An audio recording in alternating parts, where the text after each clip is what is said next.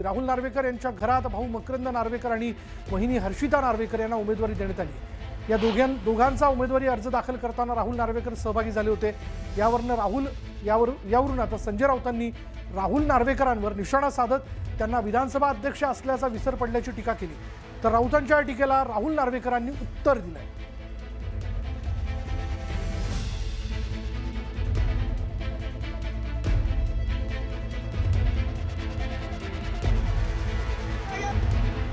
पण मी पाहिलं की ते आपल्या गळ्यामध्ये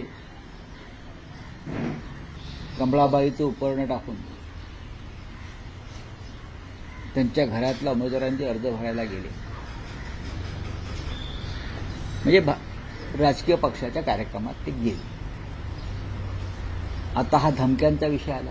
विधानसभा अध्यक्ष महाराष्ट्राच्या धमक्या देतो विरोधी उमेदवारांना, दबाव आणतो प्रशासनावर। या राज्यात काय चाललंय ह्या त्या विचाराचीच सोय नाही। पूर्वी आम्ही विचारायचो कुठे नेऊन ठेवलाय महाराष्ट्र। आता महाराष्ट्र राहिलेलाच नाही, हे ठेवायचा प्रश्न येतोय कुठे। कार्यालयात 5 वाजता सगळे जेवढे आतमध्ये होते त्या सगळ्यांना घेतलं गेलं। जे वेळेत आले नाही त्यांना बाहेर ठेवण्यात आलं। त्यात भारतीय जनता पक्षाच्या पण काही उमेदवारांना आपला अर्ज भरता आला नाही। वॉर्ड क्रमांक 212च्या आमच्या उमेदवार होत्या, त्यांना त्यांचा फॉर्म भरता आला नाही। त्यामुळे मी काय स्वतःच्या पक्षाचे फॉर्म भरण्यापासून कोणाला थांबवणार आहे का? त्यामुळे हा कायदा सगळ्यांसाठी समान आहे। ज्यांना रडीचा डाव खेळायची सवय आहे ते अशा प्रकारची कारणं सादर करत असतात। दरम्यान विधानसभा अध्यक्ष राजकारणात सक्रिय झाल्याच्या मुद्द्यावरूनही राऊतांनी केलेल्या आरोपाला नार्वेकरांनी प्रत्युत्तर दिलं। 4 दिवसापासून पाहतो ते ज्या पद्धतीनं राजकारणामध्ये सक्रिय झालेले आहेत। यापूर्वी असं मी कधी पाहिलं नव्हतं। आमचे मनोहर जोशी लोकसभेचे अध्यक्ष होते, पण ते शिवसेनेच्या व्यासपीठावर त्यानंतर उपस्थित राहिले नाही, कारण त्यांच्यावरती संविधानिक बंधनं होती।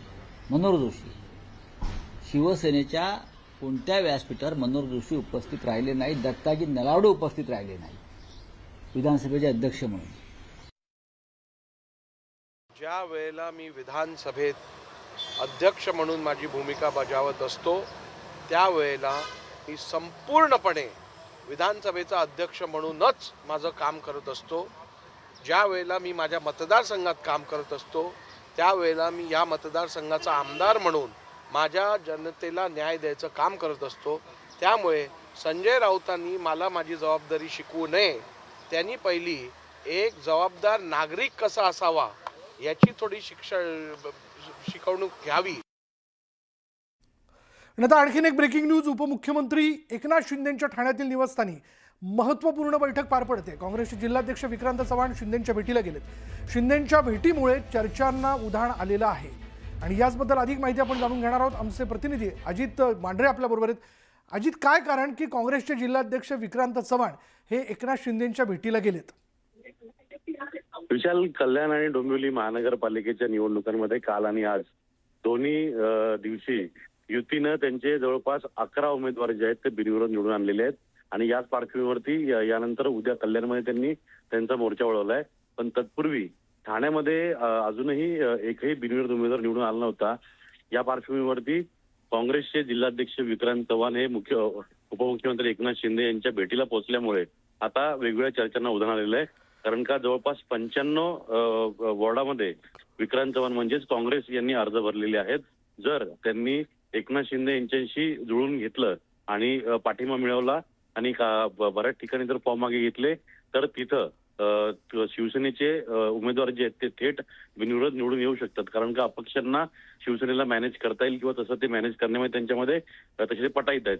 तर या पार्श्वभूमीवरती विक्रांत चव्हाण यांची भेट जी आहे ती महत्वाची मानली जाते आणि जर विक्रांत चव्हाण यांनी त्यानुसार जागेवरती जर तोडगा काढला किंवा त्यांनी अनेक ठिकाणी उद्या शेवट दिवस असल्यामुळे अर्ज मागे घेण्याचा तर अर्ज मागे घेतले तर जवळपास 8 ते 10 ठिकाणी शिवसेनेचे उमेदवार जे आहेत ते बिनविरोध देऊ शकतात। कारण उद्धव बाळासाहेब ठाकरे शिवसेना पक्षाचे बरेच असे म्हणजे त्यांची उमेदवार संख्या जी आहे ती कमी असल्यामुळे आणि त्याच जागांवरती नेमकं काँग्रेस यांनी अर्ज भरलेले आहेत।